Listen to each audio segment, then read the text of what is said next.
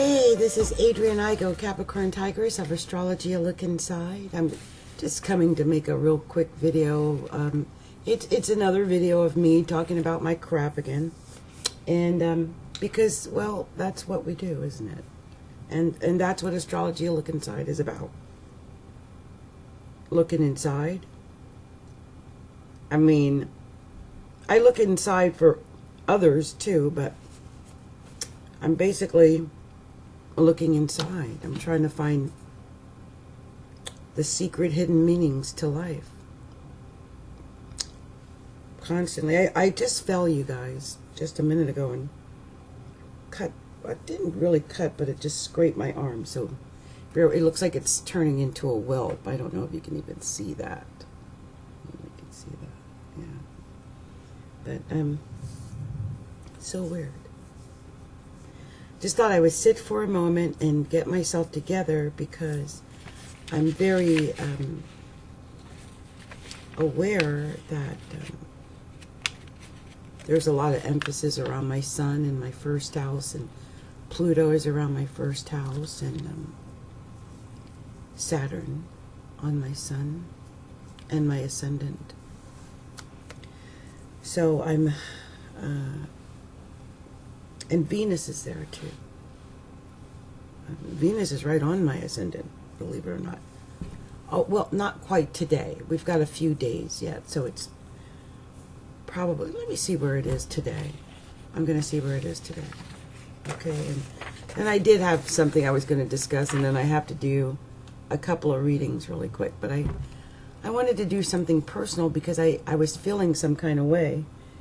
And that's why I make these videos, you guys. I know someone jumped on me the other day for like talking about what I talk about, but I have a right to talk about what I want to talk about too in my channel. Talk about what I want to talk about.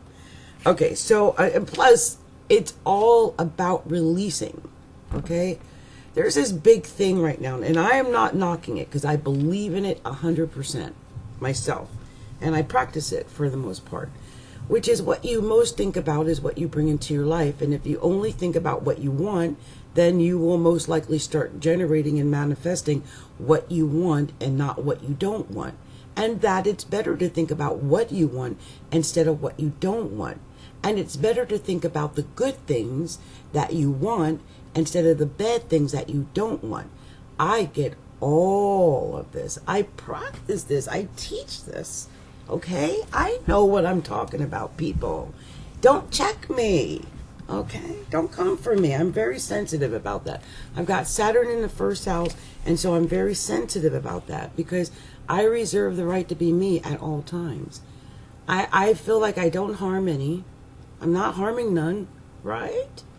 I try my best not to harm none. That's my goal. That's my motto. Harm none. Harm none. But if you harm me, or you know, or say something that comes at me, I will defend myself. I'm very good at that, but I try not to harm none. I really do, and I hope people don't have a desire to harm me, because that's, you know, with Scorpio, Neptune, and Venus up in the 10th house at birth, and Saturn in the first house at birth, and Mars in the 7th house at birth, and the moon on the 4th house of birth. It's been hard. You know, it's almost like I feel like I'm just, there's this meme, and Shaq is just like, psh, psh, psh. He's knocking off like jealousy, envy, you know, greed, hatred, violence, all this stuff. He's like knocking it away from him. And I feel like I do that. Like I'm diverting and deflecting all of this bad vibes all day long.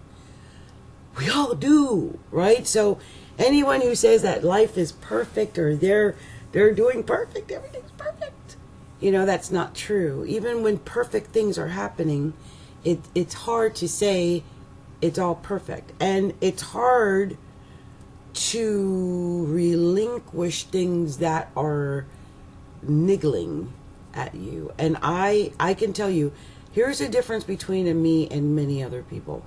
I can dispassionately look at what has occurred in my life and seek out the answers dispassionately, but I still have to look at it. We cannot not look at what's going on. And I feel that with that, only think about what we want to manifest, we're starting to get into this tendency of burying shit under the rug. Okay, stuffing. I said that in one of my readings to someone. You're stuffing. Stop it. Be yourself. So many people don't know how. They have no clue how to be themselves. They've never been taught. I'm finding out that a lot of people don't even know how to love. Like, all the love they give is just for show. It's not real. So, I mean, there's a lot of stuff that's going on that I realize not everybody has the mental or emotional or spiritual or, you know, they just don't have the capacity. So, I guess these are issues that are going to be coming up this month, and it's why I decided to make yet another personalized video. So please don't jump on me for doing that and said I'm whining and crying in my milk. I'm going to talk, okay? I reserve the right to talk, especially now when Mercury's in Aquarius. Oh, that's what's going on with me. Oh, damn. I just saw what's happening. I just felt like I was going to cry today. It had nothing to do with my readings or professionally. It had to do, I saw a girl who makes videos on Facebook, and she happens to be the last video, or was, she was the last video I had sent to the man that I am now about to get rid of out of my life forever. But it's horrible because I remember the things that she said in the video. I sent it to him as to say, look, this is how crazy, you know, some of these American girls are acting. They have no commitment, or there's no one has any value, or they're not committed. I think I might even have said something like that. Like, no one shows any commitment anymore. Well, damn, I guess I said the wrong things. I guess he wasn't being committed, and it must have touched his spirit or something. I don't know. Or maybe he was being committed. I don't know. I will never really know why any of this happened. Someone that I thought loved me developed animosity toward me. And I'm having a hard time dealing with that. Like, wow, the boundaries between love and hate were crossed. And they shouldn't have been, because in a marriage, especially once you get to the point of marriage, and I think this is what bothers me, and I still get choked up. I still get choked up. I can tell it's going to be a barrier for me if I'm not careful for my next relationship, which I thought I was in, but now I realize I'm not in a relationship. So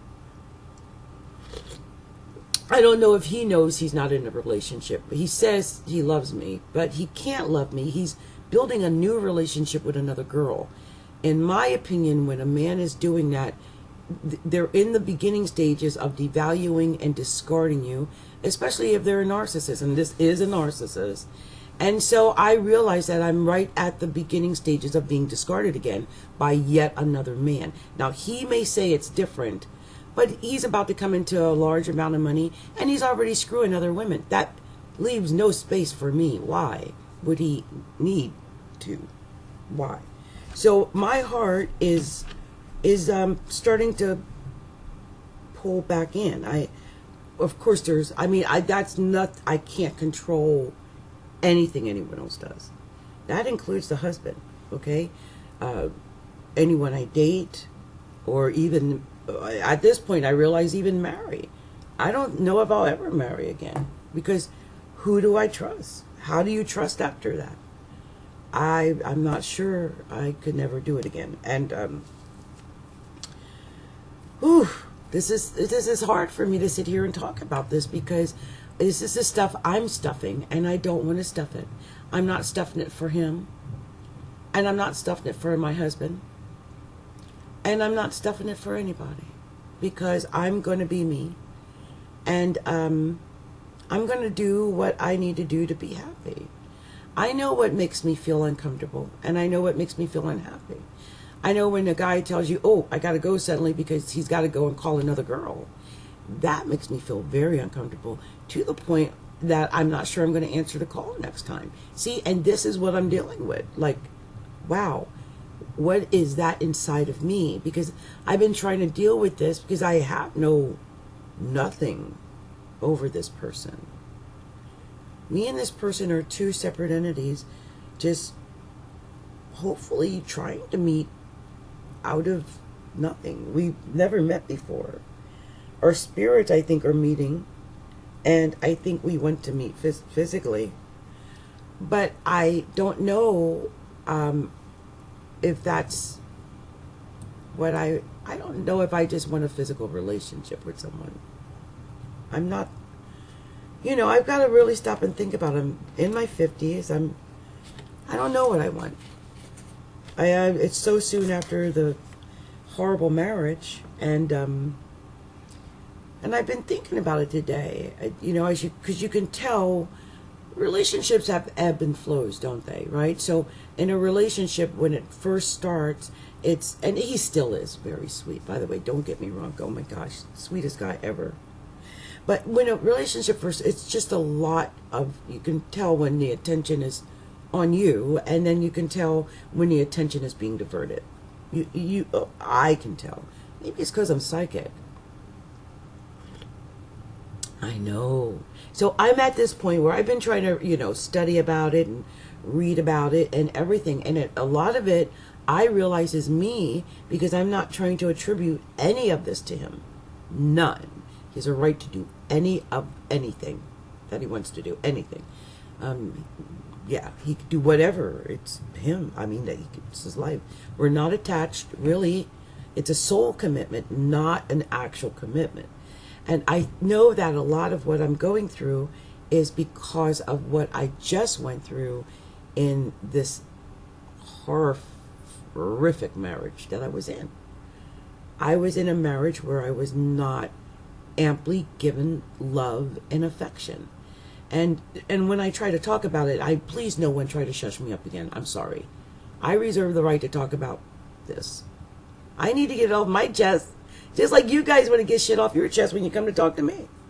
I reserve the right to talk about my shit too. Okay? I'm making it be known, I'm drinking on my tea, and I'm going to talk about my crap. So anyway, I was in a relationship where I was devalued for a great deal of it. I would say almost from the moment I was married. And that is what made it difficult, because before the marriage, I was not devalued. But something happened right after we got married, like a couple of days. And from that point on, it was a gradual decrease in attention, affection, admiration, whatever. It was uncomfortable. When you are in a marriage with someone for several years and you cannot get their gaze upon you, like they will not look at you for whatever. Every once in a while, I guess he would, but it was very hard to catch his gaze upon me. He was often gazing elsewhere, like at the television or at his... When I was on the computer, he gazed at his phone. When I was on his phone, he gazed at his computer. I hope you understand what I'm saying. He was not gazing at me. And so I believe the persona that I became, who you see now, this person who's confident enough to sit in front of a video cam and talk about her life like I'm talking about some abstract thing. That person who has that confidence to do that didn't exist in the beginning. I had only one picture on Facebook, which was from 1999. I was definitely afraid of showing my face, myself, my personality. I didn't want people to hear my voice or look at me, and I thought there was something horrendously wrong with me. I had been 500 pounds for many years, had been in a wheelchair, and had pretty much lost all self-esteem. And I reached out to someone when I started feeling a little bit better, because I'd started losing weight. Probably lost about 100 pounds. So I'd started feeling a little bit better about myself. And I met that person that I married. And I thought we were developing a real relationship. Now, the relationship caused me to develop a great deal more of confidence and self-esteem. I made the mistake, however, of building the self-esteem around the relationship, and that was the flaw in my plan, because I put my value of me into my relation. My marriage was my value, and I was ready to retire forever, even if it was to a little cottage in the middle of nowhere, England. I didn't care. I thought this person loved me totally, wholly, and completely. And I thought the same. So if I might say something or yell at you or complain if you do bad, I thought, okay, we're in a committed relationship. We can discuss things back and forth like adults. But that was not the case. And that was what I found devastating. So it's been hard for me, because I have to take a certain amount of responsibility for the fact that I am a very strong woman now. I mean, I've got Pluto sitting inside my first house by only 3.5 degrees. It's sitting right near my ascendant still. And if it does a retrograde, it's going right back to the ascendant again. And I've got Saturn sitting right on my Sun and Ascendant, right between them, like smashed. And it's the ruler of the entire chart. Now, Venus is coming in the mix this month. And so that's going to be interesting, because that's also right on my Ascendant. Right this very minute. Hey, I hope I look attractive. Venus is a good thing. Maybe it's why I feel the urge to come out and talk about it. Because I could just be quiet, but I can't. I'm starting to feel better already, just gushing it out, just letting it out, just talking it out, because I don't want to hide. I don't want to hide myself. The sun is transiting my first house right now on top of Mercury. I'm spilling it, and it's on my Saturn, my natal Saturn. Okay? If you did know me by now, you'll never know me, because you're going to know me right now, and I'm telling you everything you need to know. Whoever is watching. Okay? All right. My big thing here is I'm going to say something really quickly about the new moon, which is on the 15th. Happening at 15 degrees, but it's on the 4th of February, happening at 15 degrees. And when it does, both the sun and moon are going to be at 15 degrees of Aquarius. This is going to be about 5 degrees off of that Saturn I just mentioned, but it will be square my Neptune, which is up in my 10th, and square my moon, which is down in my 4th, and of course my descendant. So, well, not really my descendant, but it's only 9 degrees from my Mars in the 7th. It's just not, it's not pretty. I'm trying to pull something good.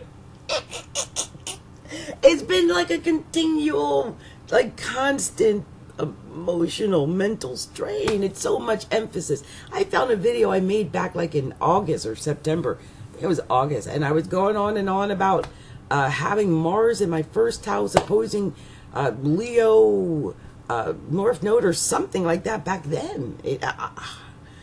Me and relationships have been difficult. And me communicating in general, it seems to be so hard. It's hard for me to express what I'm really feeling. Hard for people to understand what I'm saying or what I'm really feeling. I keep making these videos because I want to document what I'm going through. Like today, I had to make this video. It felt so heavy. I was sitting here and I saw some girl's face and I literally started to cry. I started thinking things like, oh, maybe she's effing my husband. Like, why? Where would that come from? That's insanity. First of all, I'm about to do something that, and I've got it Well, you know, the paperwork.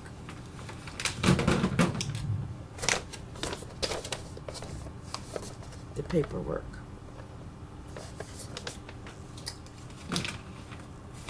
I mean, you know, the sun's in my first house. If he's not going to take initiative, Mr. Taurus, I had to take initiative. And so, my friend, the Cancer, he had a great idea. And it worked. And we're running with that idea. But it's hard. It's hard for me to put it in the mail. Because it's the end of an era. It's the end of a dream, really. And maybe that's what that signifies. Maybe that's what that means when that new moon... Okay, I'm putting it in the mail. I'm going to put it in the mail right now. I'll put it in the mail today when the Sun and Mercury are in Saturn. I'm being responsible. Growing up. It's ugly. It hurts. But I got to grow up, don't I? And that new moon on the 4th is going to be at 15 degrees. I just realized that's exactly square my Neptune. Exactly. Square. And I have a Neptune opposed moon opposition in my chart. Moon at 17 degrees Taurus. Neptune at 15 degrees Scorpio. And the X, or soon to be X, is a Taurus, with a moon in Taurus, and the sun there as well.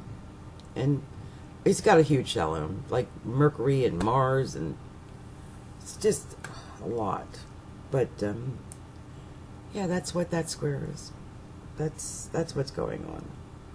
All opposing. Oh, Taurus in the 4th house, endings. Endings.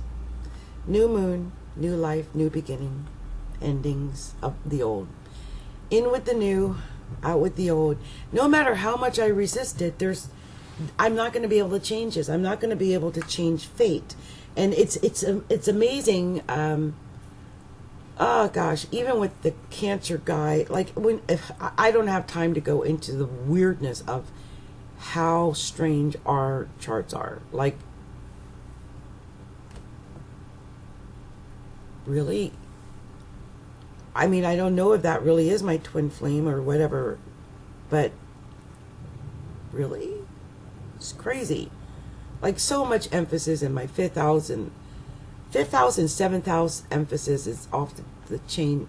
Lots of Venus things, but he's a crazy person. So I'm so he says, okay, I'm stable. I'm always in black, right? I'm always working towards something. I don't always get there because I plod along with my Taurus moon and Capricorn rising and Capricorn person. So slow, plodding along, all sad and melancholy, crying in my milk 90% of the time. That's me. I mean, look, I'm a double Capricorn with Saturn in the 1st house. If you think I am not sitting around not happy a great deal of the time, then you don't know Capricorn, because we are the sign that rules melancholy. Even when we're happy, there's a slight bit of melancholy there. I was born under that. So the thing is, I've got my Sun on the Ascendant, so there are moments when I can come out really exuberant, like, because, well, Sun is a party place, right? And it's on the Ascendant. So sometimes the party comes out of me. And so I do. I have I'm Venus in the 10th house, of course. So, it's not all that heavy. But it can appear to be heavy for someone who's always up.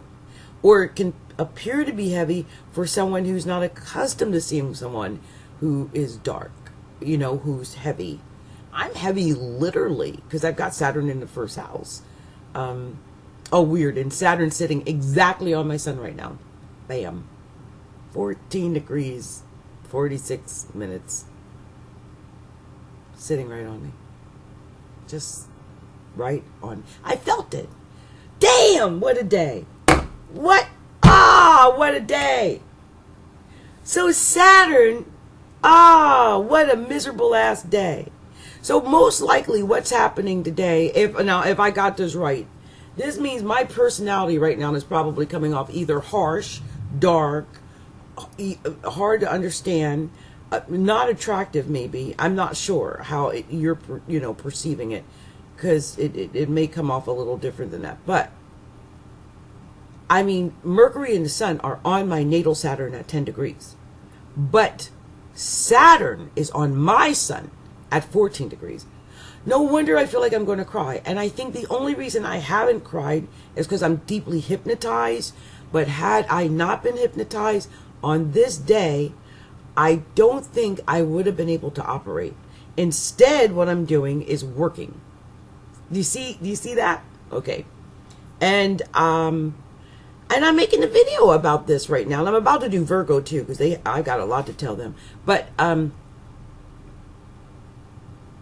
just crazy, right? Just crazy. Now, I really do care about my my Cancer friend, but Venus, I think, is right at the cusp of my 12th house right now, right there, like screwing up my romance and love, and it's in Sagittarius. Sagittarius Venus, there's competition. There's always competition, and that's what Sagittarius rules, is competition. Venus there rules competition and love, and I've got that trine my Mars, which probably is good for me, I guess, but I don't like competing. I'm like, if I gotta compete for the affection, do I really got the affection? That's what the problem was with me and my husband. And I just got out of that, where I didn't know where he was coming from. So I got this weird vibe. You can tell. You can kind of tell when there's others and it's not right. You can feel it. I don't know what to do, because I'm not there, so I don't got no papers on the man, and I'm not even there to give him what he needs. I gotta just sit back and watch it play out. I have no control at all, and I release all control in the situation. I really do. Now, I wanted to say one of the things that freaked me out. Now, you just saw me go off about the 15 degrees because, well, first of all, the 15 degrees is going to be squared by Neptune. That's the new moon on the 4th. But, it's smack dab in my first house. It's going to be crazy. And opposing my 7th. Can't even imagine what that's going to do. This is the new moon, right? But on the 19th, when there's going to be that full moon, whoa, that's even eerier to me. Oh, you guys, what kind of faithful kind of life is this? So on the 19th of February, there's going to be a full moon at 42 seconds. Not even a full degree. Like, not even 1 degree of Virgo. But 42 seconds. Or 42 minutes. I'm trying to make sure you understand the rarity of where this full moon is occurring. Okay? So it's happening at 42 minutes.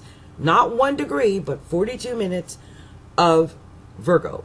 So the opposite would be 42 minutes, not of a whole degree, but 42 minutes. That's 0.42 seconds of Pisces.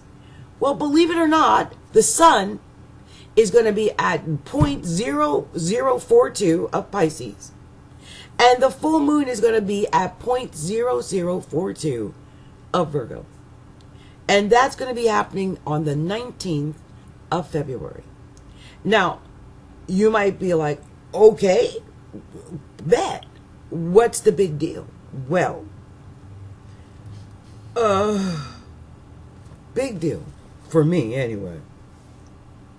I freaked out.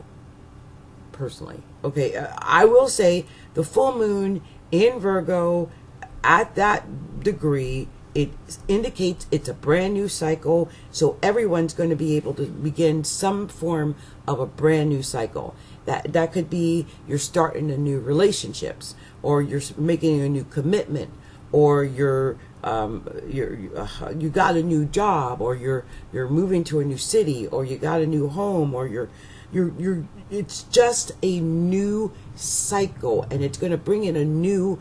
I heard the new cycle is a new 20-year cycle. We're looking at a new 20-year cycle, and so a lot of stuff, we're solidifying things right now. We're solidifying, and maybe that's what all this the Saturn is in my chart, solidifying my life. Saturn's on my Sun. The Sun is on my Saturn. It's like solidify your life. Get serious. Damn it, get serious. So, who's going to be affected by this, really? Anyone who's got a fixed sign at 27 to 30 degrees. So you got any fixed sign, that's Aquarius, Taurus, Scorpio, Leo. Any fixed sign that is between 27 and 30 degrees, you're going to be affected by that, by this full moon in Virgo, this new cycle. Now, if you are a mutable sign, that is Gemini, Virgo, Sag, or Pisces, and you have a planet that's between 0 and 5 degrees. 0 and 5 in Gemini, Virgo, Sag, or Pisces, then you're also going to be affected by this full moon in Virgo new cycle. Please be aware of this. This is pretty darn serious. Now, one of the things that I thought was just absolutely crazy for me was that I thought I had 3 degrees of Pisces in my first house. But according to the Koch system, I only have 50. No, this is so rare because I said 0.42, right? Well, my second house cusp is at 0.53. And my 8th house cusp is at 0.53. These are occurring right at the door of my 2nd and 8th houses. But these are technically in the 1st and 7th house. That means it has something to do with my partner, whoever that is, and myself. My partner might be emotional over something I did. Maybe my little friend might be upset because I said, I don't want to be in a menage a trois type. I don't like 3 ways. Not into 3 ways and 4 ways. This man probably got 10 ways. He's a musician. I got all kind of women. Remember once I went to see Teddy Pendergrass in Philly. I was young. I was maybe like 19. And I never forget that show though. There was like M to Me, Juicy Fruit. Hey, that song. And Teddy Pendergrass. And the thing I remember the most, because I actually met Teddy Pendergrass in person after a telethon in Philly once when I was younger. And he was a very nice man, but I was much younger then, like 13, 14. But this time I was about 19, and it was at the Schubert Theater in Philadelphia. I'll never forget. There were women throwing their damn underwear up on the stage to Teddy Pendergrass. I still remember that. First of all, I was in shock. These women were throwing their panties at this man. Look, some men have it like that. They have something that women are attracted to. They naturally have that. And the more this guy repairs his life, he says, he loves me and all that. He's grateful to me. But I'm not silly. I'm an astrologer. I know his horoscope. And, as he repairs his life, he'll begin to look more and more appealing to more women because, he'll have money. And so, and they'll probably be more appealing than me because I'm just an everyday average homebody woman. He thinks I'm beautiful. I think I'm just a mom. So I'm not even trying to compete with hoes. I'm a queen. Queens don't compete with hoes. So, that's all I'm saying. I don't do that. I don't. It's asking me to send personal pictures of my anatomy and stuff. No, I don't do that. Queens don't do that, honey. Sorry. But there are lots of little peasant girls out there who do it for a dime. Go get them. I'm just not that kind of girl. How can I place? I don't even know if there's anything fancy about me. It's just the way I was raised. I've got Venus and Scorpio. And that's what I was going to talk about next. Is Venus and Scorpio. Because I wish I could feel differently. I wish I was more free with my body and with my affections and with caring. Like, some people don't care. They just don't care. Like, they'll just... I mean, I have a sister... I call her my sister-in-law because she had babies by both of my brothers. But there was a point when this child used to... I mean, I just remember she had a box of pics of men's anatomies. She was into that, collecting them. But she got married and stayed dedicated and married. I mean, it's got to be 20, 25... I mean, they've been married for a minute. People change. I realize that too. People change. So that's why I'm like, I'm not negating anything. I love the guy. I know that if it gets too disgusting, I'll shake my mane and walk away. I know that. I'm not going to be devalued anymore. I just came out of like 5 years of being devalued by someone I thought loved me. And I hung on and I hung on and I hung on and I hung on. Maybe thinking it was going to get better. Maybe thinking it was going to change. It never got better. It never changed. I just don't want to do it a second time. I don't want to go through that disappointment. And sometimes in life we can't avoid disappointments. But then if you see the potential disappointment looking you in the face, you've got to accept that will lead to disappointment. Because if you start hoping someone's going to choose you and be with you, well, and they're going to go off and be with someone else, well, that's disappointment. I'm not even going to put myself in line for that kind of disappointment. I can't do that. Mentally, I can't. It's too much after what I went through. So, I mean, I can, if I separate, I'm trying. I've been actually meditating on that because I do think detachment is very important. Oh my gosh. Like, I have managed to detach myself really from even caring pretty much. Like, whatever happens, I don't care.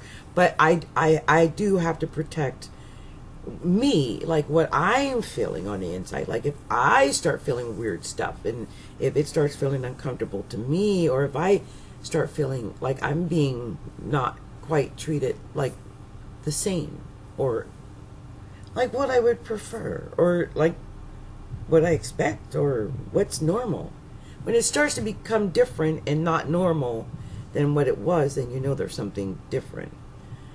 It might just be the moment. Look, there's Saturn sitting all over me. Like, it's coming off heavy. Sun is on my Saturn. Saturn's on my Sun. Yeesh. Heavy, heavy, heavy. It's not attractive. It's not. And then, okay, and here's the thing. The Venus. I have my Venus at almost 29 degrees of Scorpio. It's like 28, or something like that.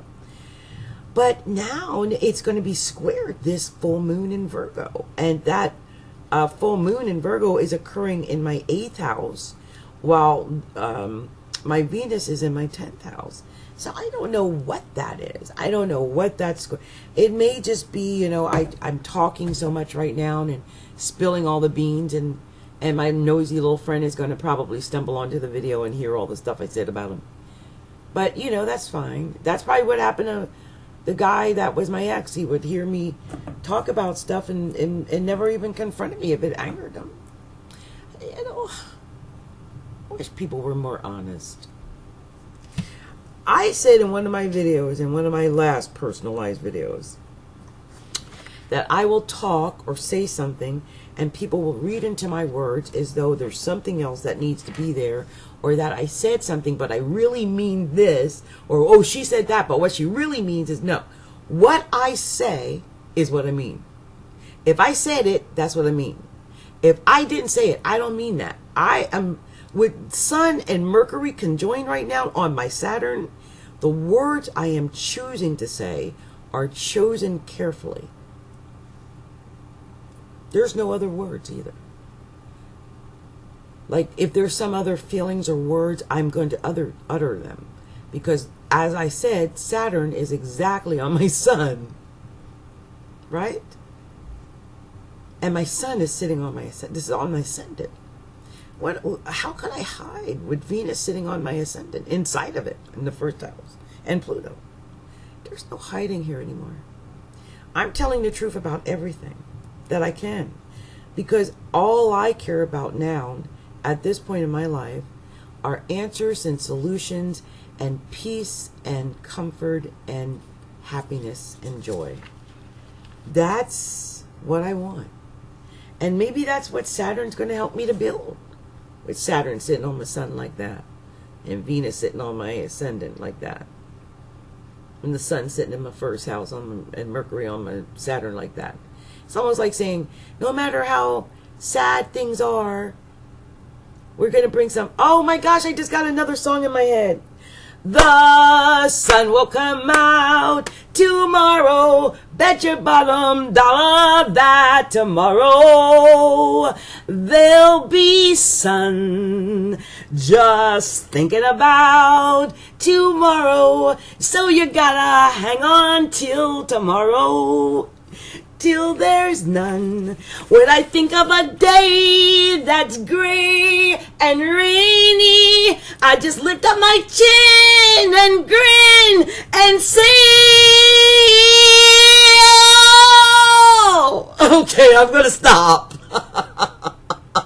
The sun will come out tomorrow. Hey, that's what happens when Saturn's sitting on your Sun and the Sun's sitting on your Saturn. I had to break out into song. I feel so much better. Anyway, you guys. Just craziness.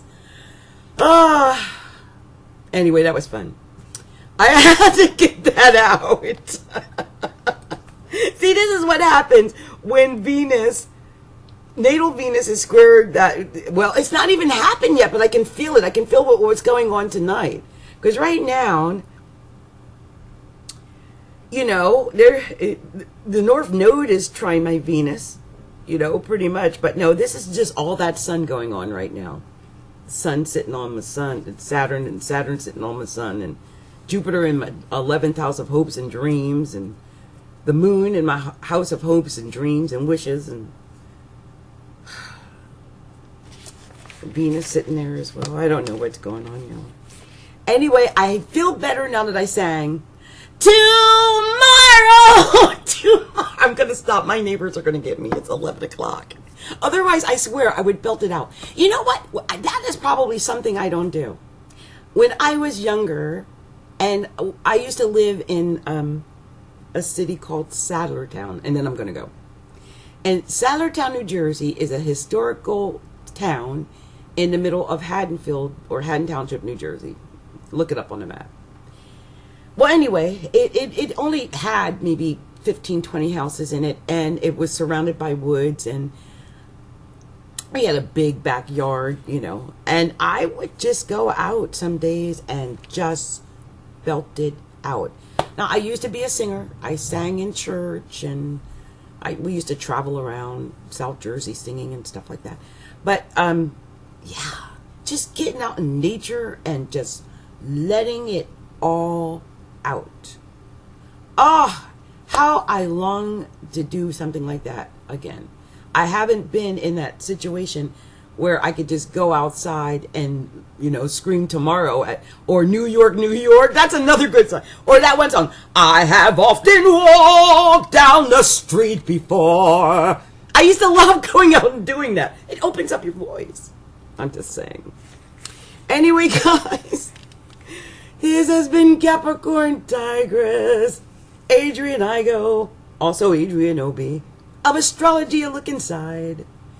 And I hope that you guys like, share, and subscribe my videos, and come and visit me at astrologyalookinside.com on Facebook, and at our page at astrologyalookinside.com. Okay, you guys. Talk to you soon. And thanks for letting me rant and go on and tell all my story and sing like I'm on stage in New York. Love you guys. Bye.